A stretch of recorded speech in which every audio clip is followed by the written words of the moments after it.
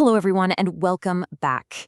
In today's case study, we're going to walk through a deeply tragic, highly complex event that quite literally shook an entire nation to its core. As an explainer, my goal is always to help you understand the facts, the timelines, and the profound lessons hidden within these difficult stories. Today, we're looking at the heartbreaking case of Liana Friedenbach and Felipe Café from Brazil. It's a really heavy subject, so we're going to approach this with the absolute utmost respect for the victims and their families. We'll break down the exact sequence of events to understand just how this unfolded. All right, let's dive into it. What was supposed to be a romantic first camping trip turned into one of the most disturbing crimes in Brazil's history. That statement right there is a stark reminder of how incredibly fast, youthful innocence and just a simple search for adventure could be completely shattered by unforeseen darkness. So the crucial point we're going to explore today is exactly how a simple weekend getaway devolved into an absolute nightmare. Chapter 1. An Unknown Beginning. To truly grasp the weight of this loss, we first really need to understand who Liana and Felipe were before the tragedy struck. There's this clear contrast, yet a beautiful connection, between our two victims. On one side, we have 16-year-old Liana. She came from a middle, upper-class, very grounded family in São Paulo. She was super family-oriented, especially close to her lawyer father Ari, and was already studying her heart out for the highly competitive FUVEST exam because she wanted to become a physical educator. And then on the other side, we have 19-year-old Felipe. He came from a much more modest background. Actually, he was attending their prestigious private school purely on a scholarship while working on the side. His dream was crystal clear: study law and join the police force. They met at this new school, and despite coming from completely different worlds, they shared this deep ambition and instantly connected. So this brings us to the plan. They've been dating for about 2 months. Felipe wanted to take a camping trip near a village called Embu-Guaçu at the end of October. Initially, this whole larger group of friends was supposed to go, but one by one, they all backed out, leaving just Felipe and Liana. Now, knowing her protective parents would never, ever allow her to go alone with a boy to an unfamiliar place, Liana made a fateful decision. She lied to her dad, Ari. She told him she was going on a supervised youth group trip that she had actually attended before. To pull it off, the couple even hid their backpacks in their school lockers the day before. It really perfectly illustrates that universal theme of youthful rebellion, right? A simple deception born out of a desire just to spend some time together. Chapter 2. Wrong place, wrong time. This secret plan was about to place them directly in the path of unimaginable danger. Look at the timeline of this case. It shows a horrifyingly rapid escalation. On Friday, October 31st, they leave school, grab those hidden backpacks, and head to the Tietê terminal to catch buses toward Embu-Guaçu. Within just 2 days, by November 2nd, Felipe's life would be taken. And by November 4th, Liana would meet the exact same tragic fate. It's this devastatingly short window where literally everything went wrong. You might be wondering, where exactly were they going? Embu-Guaçu was a region notoriously plagued by high crime rates and gang activity. Now, to be fair, Felipe had actually camped near this abandoned farmhouse before, but he was with a massive group of friends back then, which, provided safety in numbers. This time, walking 4.5 kilometers from the village to the site completely alone, they were entirely exposed to the immense, unseen dangers of the area. Locals even stared at them strangely as they walked by, probably knowing the risks that these two teens were just completely oblivious to. Chapter 3. Start of a terrifying night. They reached their destination, totally unaware that their every move had already been noticed by locals in the woods. Before the horror truly began, Liana's father, Ari, actually called her cell phone.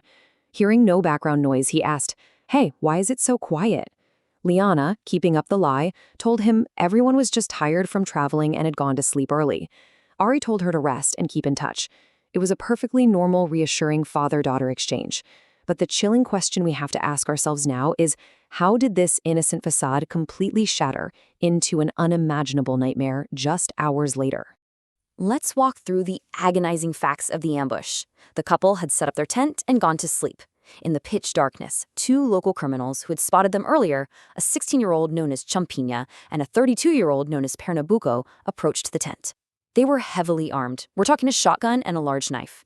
They violently woke the freezing, terrified teenagers, dragged them outside, and immediately tied and blindfolded them. At this point, Liana and Felipe just thought this was a robbery. Liana even pleaded with them, offering her wealthy family's money for ransom. She had absolutely no idea that these intruders had much, much darker intentions. Chapter 4. A Father's Search. While the teenagers were being dragged into the dark woods, back in São Paulo, A totally different kind of nightmare was just beginning for Liana's family. Let's shift over to Ari, Liana's dad. By Saturday morning, Ari went into a full panic when he found Liana's phone was switched off. He quickly contacted her friends and uncovered the lie. She wasn't with the youth group. She was camping with Felipe in Guasu. Ari didn't wait around. He immediately drove down to the region to search. He even mobilized a businessman friend to lend a helicopter, literally flying over the dense forests to drop missing person flyers. He was trying absolutely everything in his power to find his daughter. Chapter 5: Brutality and Terror. What Ari didn't know was what was happening right under the canopy of those woods. We're now entering the most harrowing part of this timeline. The initial kidnapping was, tragically, only the beginning. The criminals completely ignored Liana's offers of a financial ransom. Instead, they dragged the couple deep into the dense, isolated woods to an abandoned house, which marked the start of a horrific 5-day ordeal. Things escalated terrifyingly fast.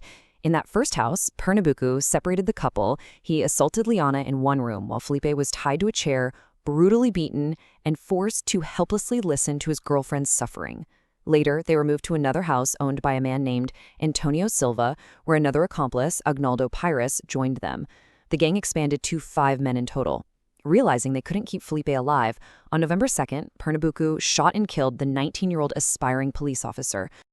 And the suffering didn't end there.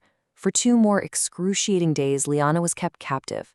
She was starved, repeatedly assaulted by the gang members, and methodically stripped of all hope. But outside those woods, Ari's massive search effort was actually working.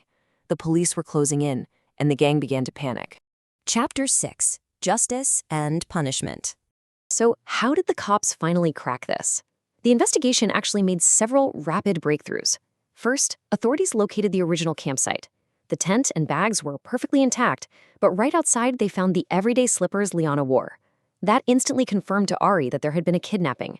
Second, as police started questioning locals, one name kept popping up: Champigna. He was a known, dangerous youth in the area. And the final critical break? A local woodsman found one of the accomplices, Antonio Caito, just wandering drunk in the woods. The woodsman recognized what was going on, looked at one of the flyers Ari had dropped from the helicopter, and called the number. The arrest of Gaetano happened quickly, but sadly, the heavy police presence had already caused the remaining criminals to panic. Knowing Liana was the only living witness to Felipe's murder, the 16-year-old Champina made a sickening decision to eliminate her.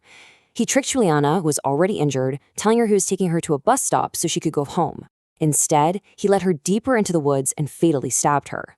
Meanwhile, the arrested Antonio Caetano gave a full, detailed confession to the police, outlining every single part of the plot, which immediately led to the capture of the entire gang. Fast forward to July 2006, and the Brazilian legal system handed down massive sentences to the adult perpetrators.